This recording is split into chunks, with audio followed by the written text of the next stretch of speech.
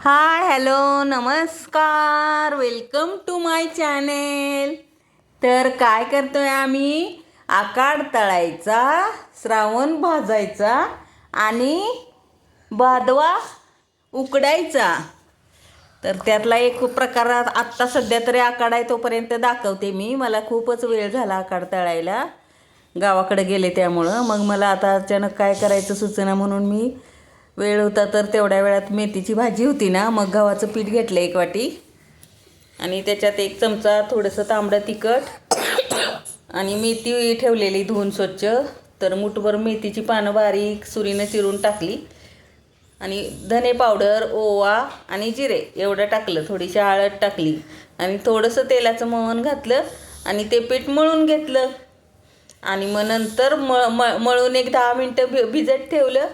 आता त्याचा विचार करत होते मी, कापण्या करू का काय करू, कारण मला गोड कापण्या आवडत नाहीत आणि घरातल्या पण कुणाला आवडत नाहीत. म्हणून मी काय केलं, त्याच्या छोट्या छोट्या पुऱ्या लाटल्या म्हणजे ते पण कंटाळ्यानंच लाटल्या. कारण प्रत्येक स्त्री झाल्यावर तिला घरात काही नसताना ॲडजस्ट करून कसं करायचं. जेव्हा ती आईची मुलगी होते, मुलीची आई होते ना, आणि नंतर सून अशी बरीचशी नाती जोडली जातात, त्यावेळेला ती ॲडजस्टमेंट ही एक सवय होऊन जाते तिची.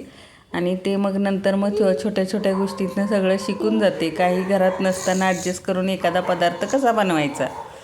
आणि ह्याच्यासाठी खरंच तर कुठली शाळा नाही बरं का. घरात वावरतो ना आपण बायका, त्यासाठी खरंच अजून तरी कुठली शाळा नाही, ती संस्कारातच असते.